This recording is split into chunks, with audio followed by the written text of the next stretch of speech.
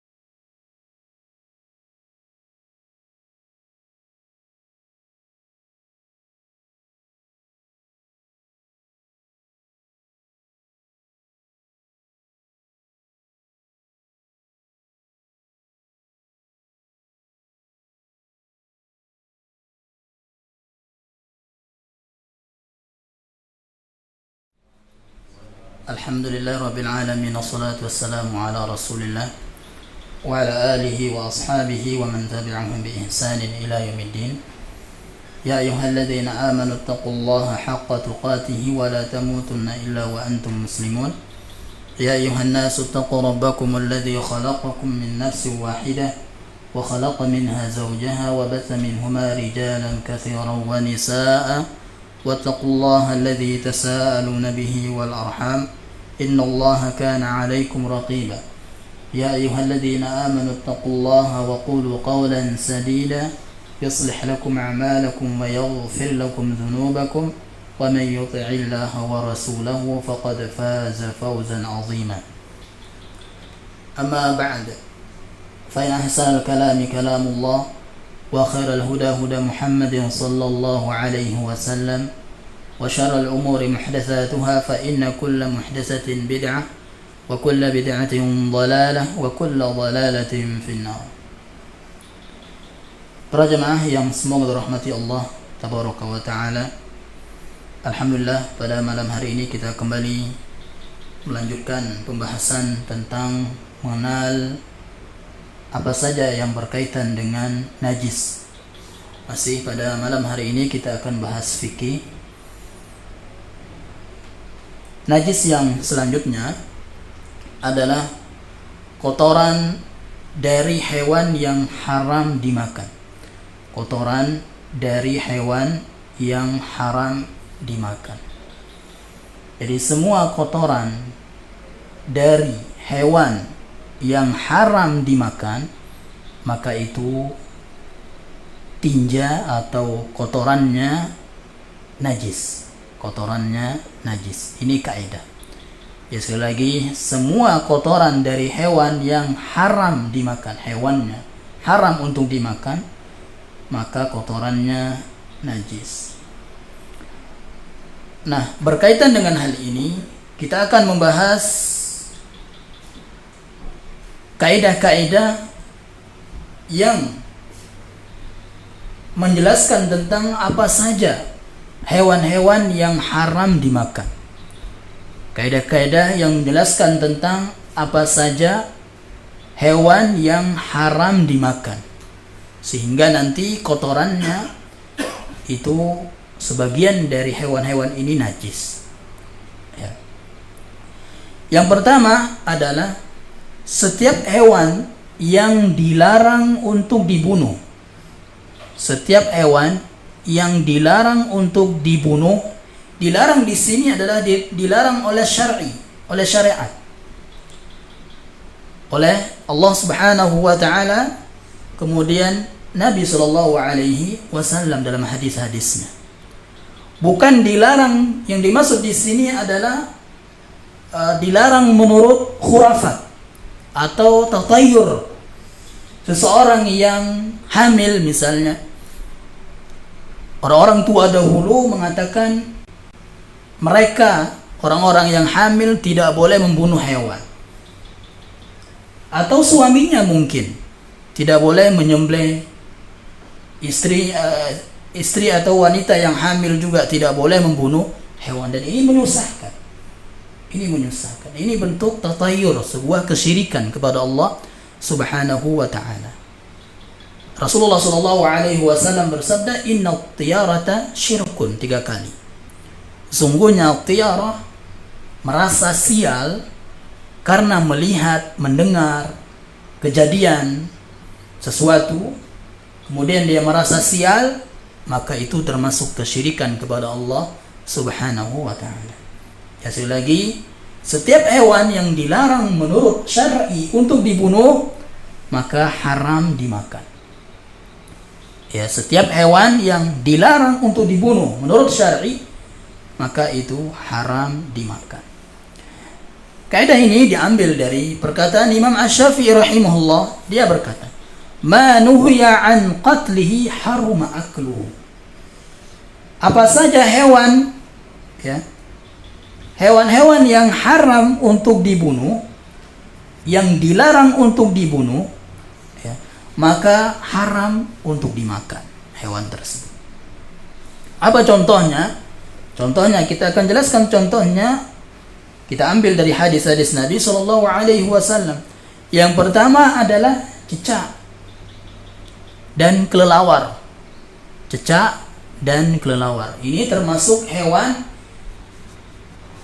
yang sudah dulu.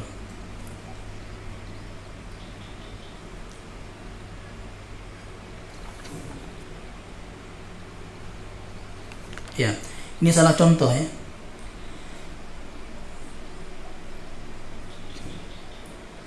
Di sini contoh yang benar adalah kelelawar. Ya, kelelawar, kemudian al-dhafadi'. Dhafadi ini adalah katak atau kodok. Ya. Rasulullah sallallahu alaihi wasallam atau sahabat Abdullah bin Amr radhiyallahu anhu, dia berkata, bahwasanya Nabi sallallahu alaihi wasallam bersabda, "La taqtulud dhafadi', la taqtulud dhafadi', fa inna naqiqaha tasbihun." Janganlah kalian membunuh katak atau kodok, karena suaranya itu adalah tasbih. Walakinnakum la tafqahuna tasbihahum. Akan tetapi kita ini enggak faham, ya, enggak faham atau enggak mengerti, ya, tidak mengerti dan tidak tahu apakah dia bertasbih, dan kita enggak faham, ya. Itu hanya Allah Subhanahu wa taala yang mengetahui. Namun di sini Nabi sallallahu alaihi wasallam mengatakan, jangan kalian bunuh kodok karena suara-suara kodok itu adalah tasbih. Jadi kodok termasuk hewan yang dilarang untuk dibunuh sehingga haram untuk dimakan. Kodok. Wala taqtulul khuffasha, dan jangan pula membunuh kelelawar. Kelelawar termasuk yang dilarang untuk dibunuh sehingga diharamkan untuk dimakan. Fa innahu, kenapa kelelawar diharam untuk dibunuh? Fa innahu lamma khariba Baitul Muqaddas. Boleh Muqaddas ini ada dua bacaan. Boleh Muqaddas, boleh Maqdis. Ya, Baitul Maqdis boleh, Baitul Muqaddas juga boleh. Qala ya Rabbi sallitni 'ala al-bahri hatta ughriqahum. Jadi dahulu kenapa kelelawar itu dilarang untuk dibunuh? Karena kelelawar pernah berdoa kepada Allah Subhanahu wa taala ketika Baitul Maqdis itu ingin dirobohkan. Kemudian dia berdoa kepada Allah Subhanahu wa taala, ya Rabbi, wahai Rabbku, sallitni, berikanlah aku kekuasaan, berikanlah aku kekuatan untuk menumpahkan air laut ini kepada orang-orang yang ingin merobohkan Baitul Muqaddas atau Baitul Maqdis tadi, agar mereka tenggelam.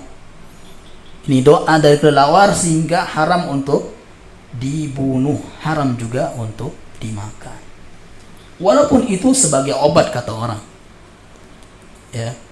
Nabi sallallahu alaihi wasallam mengatakan, "Tadawu ya ibadallah, wala tadawu biharamin."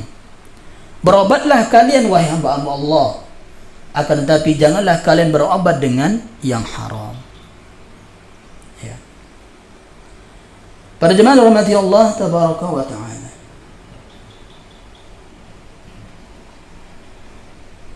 Kemudian di sini emang ya para ulama itu bersisi pendapat tentang boleh enggak kelelawar ini dimakan. Ya, para ulama itu. Para ulama Syafi'iyah, kemudian Al-Hanabilah, yaitu mazhab yang mengikuti Imam Ahmad, mereka berpendapat haram untuk makan kelelawar. Mazhab Syafi'iyah haram untuk makan kelelawar. Kemudian para ulama Malikiyah berpendapat makruh, tidak sampai haram kata mereka. Ya, makruh. Namun ingat, makruhnya para ulama dahulu, mereka mengatakan makruh karena mereka ingin berhati-hati dari mengatakan ini haram, ini halal. Ya, para ulama dahulu. Dan faedah bahwasanya setiap kata makruh dalam Al-Quran itu maksudnya haram. Ya, setiap kata makruh dalam Al-Quran itu maksudnya haram. Ya. Namun kata para ulama Malikiyah, sekalipun itu makruh tidak sampai haram, ya, bukan sesuatu yang boleh untuk dimakan kata mereka. Kemudian para ulama Hanafiyah berselisih pendapat, ada dari mereka yang menghalalkan, ada yang mengharamkan. Namun karena hadis di atas, maka mazhab Syafi'iyah kemudian mazhab Al-Hanabilah itulah yang tepat. Ya, haram untuk dimakan kelelawar. Kemudian selanjutnya yang tidak boleh dibunuh sehingga haram untuk dimakan adalah semut, lebah. Ya, semut, lebah, burung hudhud dan burung surat namanya. Itu kalau mau tahu burung hudhud atau surat dan burung surat silakan klik di Mbah Google ya. Surat nanti kelihatan.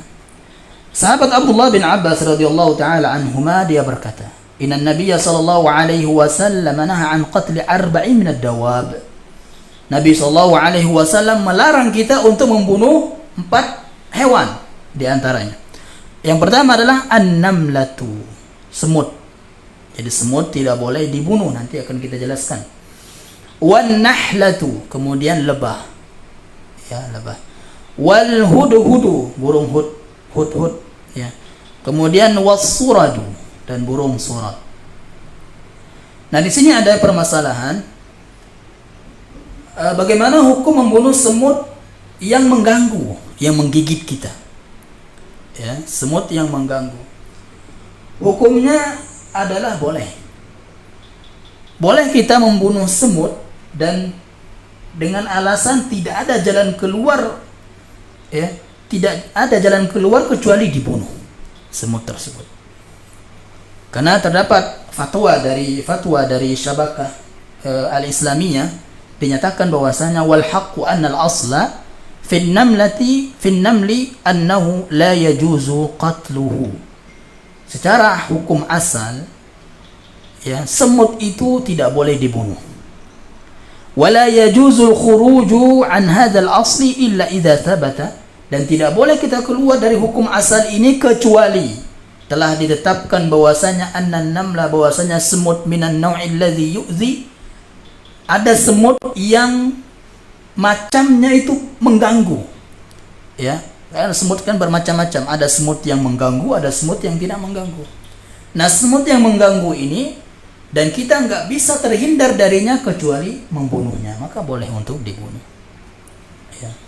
Biasanya semut yang merah itu, ya, semut yang sangat merah itu sangat mengganggu.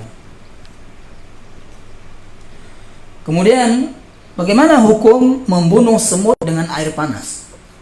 Dengan air panas. Membunuh semut dengan air panas ini diharamkan. Ya, diharamkan karena dikiaskan dengan hukum membunuh hewan dengan api. Ya. Tidak boleh kita membunuh sesuatu dengan api. Karena Nabi sallallahu alaihi wasallam bersabda, "Innahu la yanbaghi an yu'adziba bin-nar illa rabbun nar." Seseorang tidak boleh menyiksa sesuatu dengan api kecuali Rabbun Nar, yang menciptakan api, yaitu Allah Subhanahu wa taala. Hanya Allah yang boleh menyiksa dengan api, yaitu api neraka. Ya, selainnya tidak boleh. Haram hukumnya. Ya. Namun misalnya kita ingin membakar pohon. Kita ingin bakar pohon dan kita nggak tahu. Dan kita nggak tahu di situ ada semut, ya. Atau memang ada semut, tapi niat kita bukan bakar semut, tapi bakar pohon. Dan ini boleh. Ya, walaupun nanti di situ ada semut yang terbunuh dan seterusnya. Gak mungkin kita akan bersihkan semut satu persatu di pohon tersebut kalau kita ingin membakar pohon. Ya. Para jemaah dirahmati Allah tabaraka wa ta'ala. Sekarang pertanyaan misalnya, mungkin ada yang bertanya, bagaimana hukum bunuh nyamuk dengan alat kayak raket itu? Ya, alat strum itu. Itu boleh. Ya, boleh. Kenapa? Kenapa dibolehkan? Karena tidak bisa dikiaskan dengan api. Ya, tidak bisa dikiaskan dengan api. Hal tersebut raket, kayak raket itu, ya. Jadi boleh kalau itu. Kemudian yang kedua, tadi hewan yang dilarang untuk dibunuh, ya. Sekarang kaidah yang kedua untuk mengetahui haram halalnya hewan, ya. Yang kedua adalah semua hewan yang diperintahkan untuk dibunuh haram dimakan. Ya, semua hewan yang diperintahkan untuk dibunuh maka haram dimakan. Ini sebagaimana perkataan Imam Nawawi rahimahullah, qala ashabuna, para sahabat kami berkata, ma umira biqatlihi minal hayawani fa akluhu haram.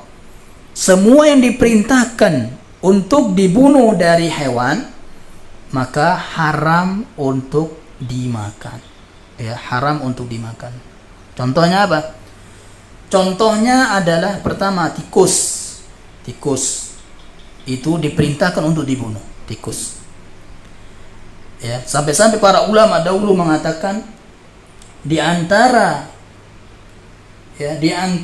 bentuk bahwasanya atau di antara alamat bahwasanya anggota keluarga itu bermaksiat kepada Allah Subhanahu wa taala, alamat cirinya adalah banyaknya tikus dalam rumahnya.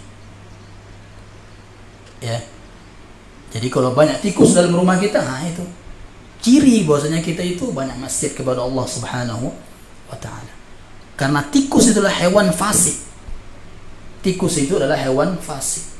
Jadi fasik juga itu dinisbatkan, ya, disifati kepada tikus, kepada hewan dan kepada manusia juga.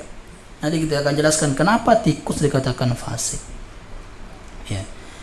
Tikus, kalajengking itu diperintahkan untuk dibunuh. Kemudian burung elang, burung gagak, anjing galak, ya, ular, ya, ular.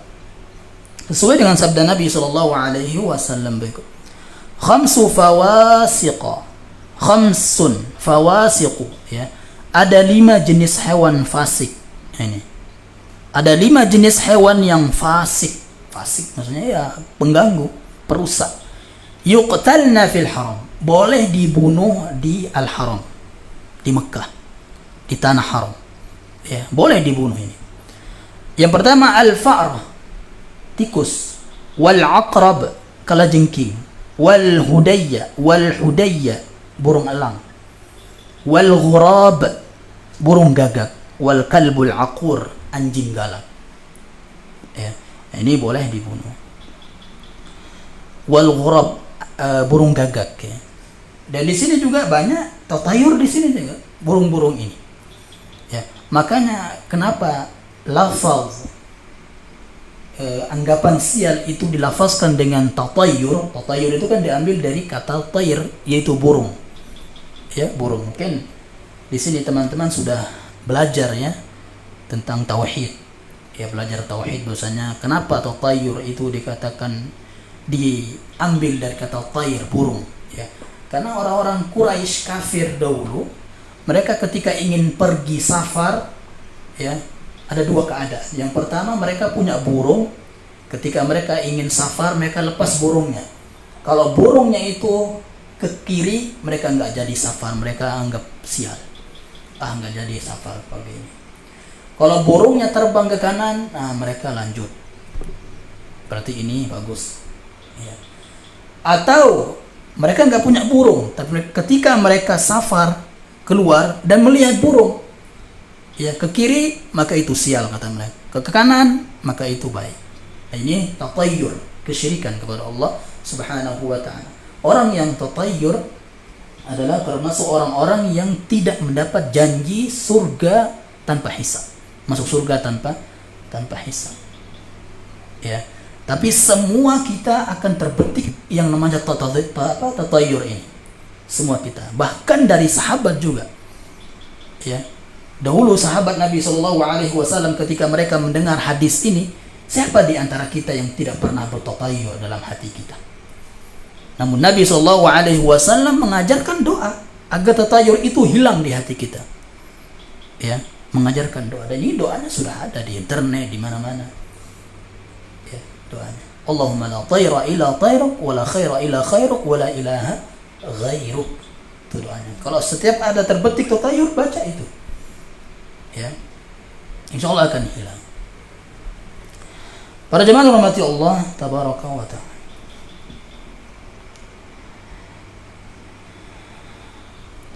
Kemudian dalam hadis yang lain disebutkan al-hayyah, yaitu ular, ya, ular. Kecuali ular yang di dalam rumah, ya. Ular yang dalam rumah itu ada bentuk tersendiri, ya, yang nggak boleh dibunuh. Kalau kita lihat di dalam rumah kita, jangan bunuh langsung, ya, nggak boleh kita bunuh langsung. Kenapa? Dikhawatirkan itu saudara kita dari jin, ya, sedang menjelma dengan ular, menjadi ular, ya. Jadi diusir dulu, ya, diusir.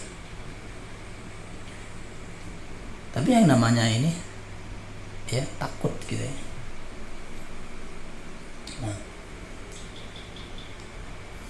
Nah, di sini Imam Nawawi rahimahullah mengatakan, "Fasummiyat hadhihi fawasiqu li khurujiha bil ida'i wal ifsadi an tariqi mu'azzamid dawab."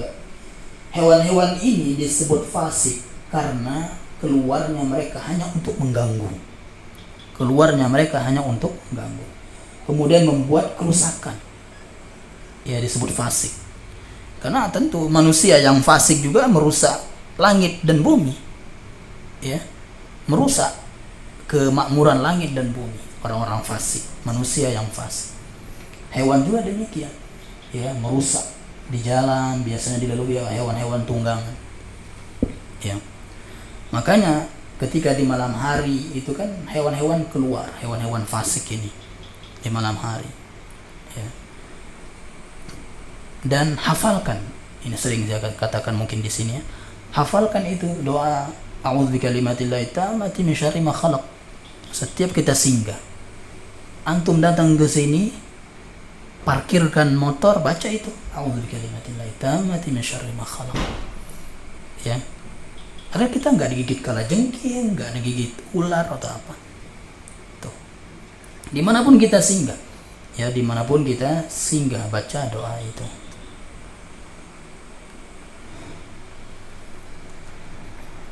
Kemudian yang kedua, contoh hewan yang diperintahkan untuk dibunuh adalah cecak. Ya, cecak. Dan ini pahalanya banyak bunuh cecak, tapi ada yang jijik ya orangnya. Ini berdasarkan hadis Nabi sallallahu alaihi wasallam, anna Nabi sallallahu alaihi wasallam amara bi qatlil wazaghi wa sammahu fuwaisiqa. Nabi sallallahu alaihi wasallam merintahkan untuk membunuh cecak. Jadi diperintahkan untuk bunuh cecak sehingga haram untuk dimakan. Beliau menyebut hewan ini hewan fasik juga, cecak. Ya. Kenapa diperintahkan untuk dibunuh? Ya. Alasannya adalah waqala, Nabi sallallahu alaihi wasallam bersabda, kana yanfukhu ala Ibrahim alaihi salam. Ya, jadi Nabi Ibrahim alaihissalam dulu ketika dilempar ke api ya oleh Namrud, oleh Raja Namrud itu, dilempar ke api, cecak itu ingin meniup api tersebut agar ya berkobar apinya, para cecak itu. Jadi cecak itu yang bergembira sehingga ingin meniup, ditiup api tersebut agar berkobar. Nabi Ibrahim pun agak terbakar, ya. Makanya diperintahkan untuk dibunuh, ya, diperintahkan untuk dibunuh. Beda dengan hufash tadi, itu kelelawar tadi. Kalau itu berdoa untuk menolong agama Allah Subhanahu wa taala. Ya. Kemudian selanjutnya, sekarang kotoran cecak najis atau tidak? Kotoran cecak. Ini khilaf para ulama, ya. Khilaf para ulama. Nah, kotoran cecak ini para ulama mereka melihat apakah cecak ini termasuk hewan yang darahnya mengalir atau tidak. Ya, apakah cecak ini hewan yang darahnya mengalir atau tidak? Kan biasanya cecak itu kalau dikejar potong ekornya. Ya, potong ekornya, dia potong ekornya sendiri, kemudian atau dia putuskan ekornya sendiri dan nggak ada darahnya mengalir, ya, tidak ada darahnya mengalir. Nah, dari sini para ulama berpendapat kotoran cecak itu tidak najis, ya, kotoran cecak itu tidak najis, dan ini pendapat ulama Syafi'iyah walaupun bau, ya. Jadi tidak semua kotoran yang bau itu najis. Ya, tidak semua kotoran yang bau itu najis. Ya. Nanti kita akan jelaskan juga. Jadi pendapat ulama Syafi'iyah, ya, itu kotoran cecak itu tidak najis, suci. Kotoran cecak itu suci. Suci maksudnya di sini ya enggak najis, bukan maksudnya suci terus dimakan, tidak ya. Ya. Jangan salah paham nanti. Nah, kemudian juga pendapat jumhur, ya, jumhur ulama, mayoritas para ulama berpendapat najis. Nah, sekarang silakan pilih. Kalau kita pilih jumhur, berarti najis, ya. Namun sebagian mereka berpendapat bahwasanya walaupun itu najis, maka najis yang dimaafkan. Ya, najis ma'fu, najis yang dimaafkan. Kenapa? Karena kita nggak bisa menghindarinya, ya, nggak bisa kita menghindari cecak itu. Mungkin di masjid di rumah-rumah itu banyak cecak, atau mungkin di bak mandi, ya kan? Di bak mandi nggak mungkin itu menyusahkan kita kalau kita kuras setiap hari sebagian bak mandi. Jadi kalau kita berpendapat itu tidak najis seperti pendapat ulama Syafi'i, ya silahkan. Jadi itu tidak najis. Sehingga kalau kita sedang sholat, kemudian kita ada cecak, misalnya ada kotoran cecak jatuh di kepala kita, jangan tertayur juga nanti. Jangan-jangan saya nggak akan nikah nanti begini. Gitu kan. Biasanya kayak gitu, pamali kata orang sini ya. Ya, nggak boleh gitu, itu syirik. Jadi kalau ada kita sedang sholat misalnya, terus ada di tempat sholat kita ada cecak, itu kan suci. Dan kalaupun najis, itu najis yang dimaafkan. Ya, najis yang dimaafkan. Ya. Nah, di sini disebutkan ganjaran membunuh cecak. Ya, agar kita semua bersemangat untuk bunuh cecak ya. Dan sekarang kan sudah dibuat apa itu tembakan cecak ya kan? Tembakannya. Namun yang tepat yang utama adalah bunuh langsung. Sekali mati itu, sekali pukul mati itu pahalanya Masya Allah. Mana dia ini? Fi awwali darbatin, kata Nabi SAW, kutibat lahu mi'atu hasanah, 100 pahala. Satu pukul mati langsung 100 pahala dapatnya. Mudah pahala itu bunuh cecak. Wa fi tsaniyah duna dzalik. Ya. Namun kalau pukulan yang kedua baru dia mati, maka di bawah 100 pahalanya. Kalau di pukulan ketiga di bawah itu juga. Pukulan keempat di bawah itu juga. Terus seperti itu. Ya, satu pukulan pakai palu misalnya kan, satu pukulan maka itu 100 pahala. Ya, ingat nggak boleh dibakar ya, nggak boleh dibakar. Kemudian juga nggak boleh ditenggelamkan, menyiksa itu namanya. Ya, ditenggelamkan. Sekarang kan ada, saya lihat itu mungkin YouTuber atau apa itu ya, dia tenggelamkan. Ya, disiksa nggak boleh. Ya. Kalau mau bunuh ya bunuh sekali aja. Kalau mau bunuh jangan membunuh pelan-pelan ya. Nah kemudian para ulama ahli bahasa mengatakan al-wazag wasamu abras, cecak dan tokek ya, itu satu jenis. Cecak dan tokek itu satu jenis. Ya. Sehingga membunuh tokek juga berpahala. Kalau dikiaskan, kalau dikatakan satu jenis, ini ulama bahasa mengatakan demikian. Nah. Kemudian yang ketiga, setiap binatang buas yang bertaring dan setiap jenis burung yang mempunyai kuku untuk mencengkram maka haram dimakan. Ya. Jadi setiap binatang buas yang bertaring, kemudian burung yang mempunyai kuku tajam. Nah, kan tidak semua ya. Ingat, tidak semua binatang bertaring itu haram. Ada syaratnya. Syaratnya adalah binatang buas ya, dikatakan hewan yang bertaring itu haram. Ya, kemudian burung yang punya kuku tajam itu haram dengan syarat taring dan kukunya itu dari burung untuk memangsa musuh ya, atau yang dia mau makan misalnya. Ya. Nah, itu baru haram untuk dimakan. Beda dengan al-hina atau hina atau apa ya. Nah, itu kan bertaring juga seperti anjing bertaring, tapi itu halal. Ya, karena taringnya itu bukan untuk membunuh, bukan untuk mangsa. Ya, taringnya itu. Tapi bertaring, taringnya panjang, tapi bukan untuk mangsa. Coba cari di Google itu hina atau hina apa namanya? Hina ya itu. Ya, itu seperti anjing, itu halal. Ya, halal. Mazhab Imam Syafi'i mengatakan halal. Hina itu.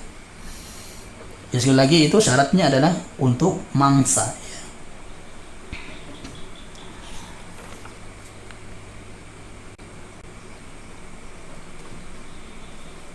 Ini sudah kita jelaskan di sini ada. Ya, Kemudian yang keempat adalah setiap hewan yang haram untuk diperjualbelikan. Setiap hewan yang haram untuk diperjualbelikan, maka haram untuk memakannya.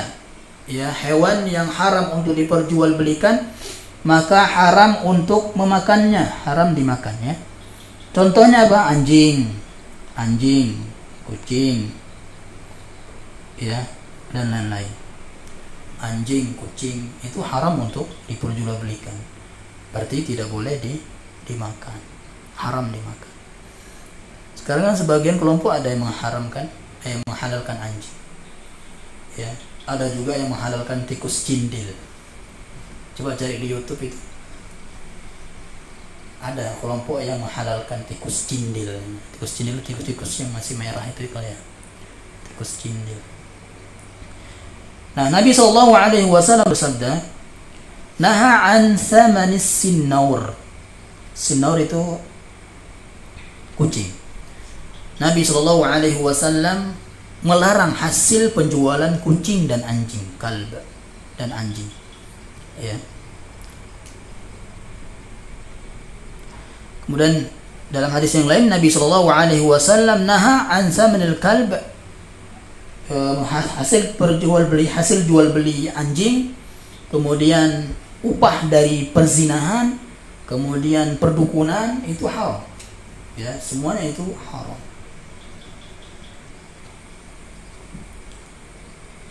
Ya, jadi nggak boleh memperjualbelikan anjing, kucing. Jadi ini pendapat yang tepat ya.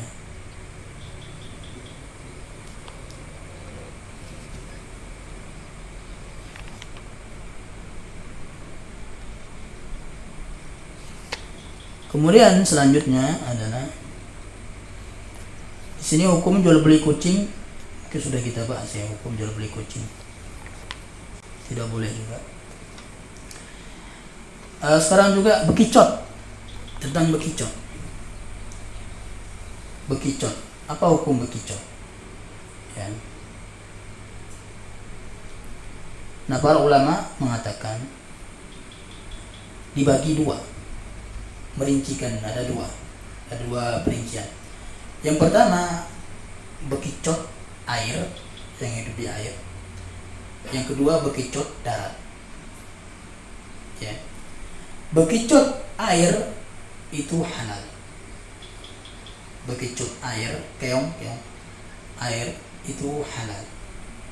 Ya, baik ya di sungai kah, pokoknya air lah, nggak harus di laut. Yang penting air, hidup di air, ya, itu halal. Di sini Pak Imam Bukhari mengatakan kullu syai'in fil bahri madhbuhun. Setiap hewan yang hidup di air itu statusnya sudah disembelih. Ya. Jadi nggak perlu sembelih-sembelih lagi. Misalnya kalau ada putri duyung misalnya kan. Itu para ulama juga membahas itu. Ya. Insanul bahr, hewan manusia hewan gitu apa, putri buyung kalau bahasa kita kan. Kalau ada itu halal, ya, kalau ada. Bahkan para ulama dulu membahas itu, bagaimana hukum seorang yang bersetubuh dengan putri duyung. Sampai dibahas oleh para ulama, sampai saking terperincinya agama kita ini ya. Jadi sekali lagi kaidah mengatakan di sini, Imam Bukhari mengatakan setiap hewan yang hidup di air maka statusnya sudah disembelih. Makanya ikan itu nggak perlu disembelih lagi. Ikan apa saja yang ada di laut itu kalau kita ingin makan nggak perlu sembelih lagi. Ya. Kemudian hukum bekicot darat, nah itu yang diharamkan. Ya, bekicot darat. Karena para ulama mengatakan itu termasuk al-hasyarat. Al-hasyar itu hewan-hewan yang kecil-kecil, dikiaskan seperti itu. Kemudian juga nggak bisa disembelih. Ya, beda dengan hewan-hewan darat ya. Hewan-hewan darat itu kalau mau dimakan harus dibunuh, harus disembelih dulu, kecuali belalang. Ya, kecuali belalang. Hewan-hewan darat itu kalau mau dimakan harus disembelih dulu. Seperti ayam, kambing, semua itu kan harus disembelih. Beda dengan hewan laut tadi, hewan air, maka statusnya sudah disembelih. Ya. Maka ini perincian para ulama yang seperti ini sangat harus kita pahami. Ya, jadi bekicot keong air yang hidup di air, maka itu hukumnya halal. Adapun yang hidup di darat, enggak di air, di darat, maka itu haram. Ya.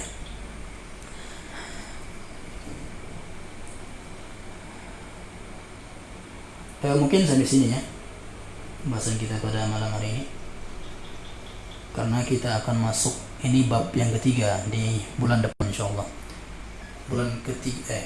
Pekan ketiga dan keempat itu tazkiyatun nafs ya, kita bahas pekan 1 dan 2 fikih ya. Nanti setelah fikih najis kita akan bahas juga tentang fikih wudu ya. Wudu harus sering kita pelajari jemaah, harus sering kita ulang-ulang fikih-fikih ini. Walaupun kita sudah bisa wudu, pasti ada yang belum kita ketahui di situ, pasti ya, pasti ada yang kita belum ketahui. Apalagi sholat misalnya, sholat itu luas pembahasan tentang sholat itu.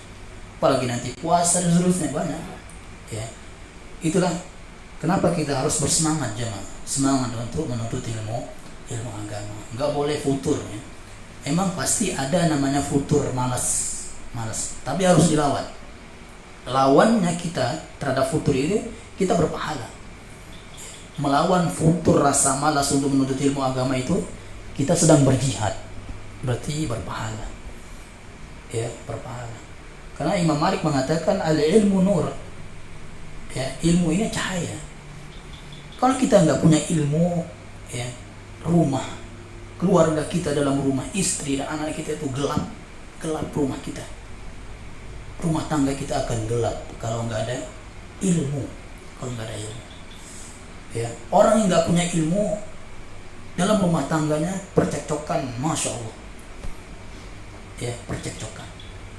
Begitu juga perceraian itu karena mereka nggak punya ilmu agama. Perceraian di mana-mana sampai mereka meremehkan yang namanya talak, diucapkan talak dan seterusnya ya. Jadi bermain-main dengan talak karena nggak ada ilmu. Itulah pentingnya ilmu agama. Ya. Walaupun misalnya kita nggak paham, misalnya di duduknya kita di sini itu sudah berpahala. Ya, duduknya kita di sini itu sudah berpahala. Makanya kalau ada kajian majelis ilmu harus bersemangat. Ya, bersemangat. Walaupun kita hanya duduk di situ. Ya, bersemangat. Karena jangan sampai Allah Subhanahu wa taala menjadikan kita sebagai orang yang sudah dicap oleh Allah sebagai orang yang berpaling dari agama ini. Ya, sudah berpaling dari agama ini. Sekarang alhamdulillah kita diberi hidayah oleh Allah Subhanahu wa taala untuk mengenal yang namanya sunnah ini. Ya, mengenal namanya tauhid ini syirik. Setiap orang yang mengenal tauhid pasti bersemangat menuntut ilmu agama. Kalau dia benar-benar mengenal tauhid. Ya. Dan sekarang teman-teman kita yang lain misalnya, kenapa mereka malas menuntut ilmu agama? Karena tauhidnya sedang turun. Tauhid itu juga turun naik jemaah. Tauhid itu juga turun naik. Karena tauhid itu adalah nama lain dari iman. Sedangkan iman yazid wa yanqus. Iman itu bertambah dan berkurang. Ya. Di antara sebab bertambahnya dengan ilmu. Ya, para ulama dahulu mengatakan jangan sampai matahari itu tenggelam sebelum kita mendapatkan ilmu. Ya, sebelum kita mendapatkan ilmu. Jadi setiap malam, setiap hari harus ilmu. Ya, ilmu agama. Nabi SAW membuka harinya dengan minta ilmu. Allahumma as'aluka ilman nafi'an. Ya Allah, aku minta kepada Engkau ilmu yang bermanfaat. Nabi SAW. Bahkan Nabi SAW diperintahkan, tidaklah Allah Subhanahu wa taala memerintahkan kepada Nabi SAW untuk minta tambah kecuali minta tambah ilmu agama. Bukan minta tambah istri, bukan minta tambah harta, tidak, tapi minta tambah ilmu. Ya. Beda dengan sebagian kita di zaman sekarang ini. Kalau dia sudah mengenal sunnah, yang dibicarakan hanya poligami aja. Ini fakta. Ya, bukan malah nambah ilmu ini, ilmu fikih, ilmu tauhid, poligami aja. Kalau bahas poligami, masya Allah, nggak ngantuk-ngantuk. Ya, kalau bahas poligami. Tapi kalau bahas fikih, bahas tauhid, bahas akhlak dan seterusnya, udah khusyuk udah itu. Ya, khusyuknya bukan main sampai ngantuk-ngantuk. Ya, tapi itu berpahala duduk di situ ya kan. Ya. Jadi seperti itu. Ya. Ya sekali lagi semangat kita untuk menuntut ilmu agama. Ya. Nah. Itu membunuh tikus itu kan dianjurkan, ya. Ya. Gimana kalau dengan cara menenggelamkan itu? Nggak boleh. Nggak boleh. Bunuhnya, lempar aja gitu ya. Kan dibakar kandang itu kan maksudnya. Nggak boleh, itu membunuh pelan-pelan, nggak boleh, menyiksa. Ya termasuk menyiksa. Walaupun kita diperintah untuk dibunuh, tapi nggak boleh dengan cara menyiksa. Ya. Caranya terus gimana? Caranya kalau dia sekali pukul langsung mati gitu. Atau 1-2 kali. Kalau tenggelam kan dia lama dia mati tuh. Ya menyiksa dia. Ya. Allah. Nah. Kalau buaya tuh Nah, ini buaya. Ya. Wah, enak itu. Ya, sate buaya, ya buaya ya. Buaya, para ulama juga bersih pendapat ya tentang halal haramnya. Ya. Namun sebagian ulama menghalalkan buaya. Karena dia lebih sering hidup di air. Buaya itu. Ya. Dia lebih bertahan hidup lama di air daripada di darat. Ya. Kan buaya termasuk hewan darat dan air ya kan. Tapi dia lebih cenderung ke air. Ya, lebih cenderung ke air. Ini di antara alasan para ulama menghalalkan buaya. Ya, terserah mau. Kalau kita ambil halalnya silahkan. Ya silahkan untuk dimakan. Kalau enggak jijik ya kan. Kalau enggak jijik. Dahulu Nabi SAW juga ada namanya dob. Dob itu hewan seperti biawak, tapi bukan biawak ya. Hewan seperti biawak, maksudnya bentuknya gitu loh. Tapi bukan biawak, kuning dia, kuning. Dan itu makanan orang-orang Arab ya sekarang ini. Namun Nabi SAW tidak memakannya karena mungkin jijik, kan dia mengatakan itu bukan makanan di kampungku, kata Nabi SAW. Ya, tapi Nabi SAW tidak menegur sahabat yang makan itu. Jadi dob yang seperti biawak itu halal. Ya. Namun jangan kiaskan dengan biawak. Sekarang ada juga yang makan biawak ya kan. Haram kalau biawak, haram dia karena bertaring ya kan. Taring biawak. Nah, subhanallah bihamdika asyhadu an la ilaha illa anta astaghfiruka wa atubu ilaik. Insyaallah kita lanjut pekan depan. Assalamualaikum warahmatullahi wabarakatuh.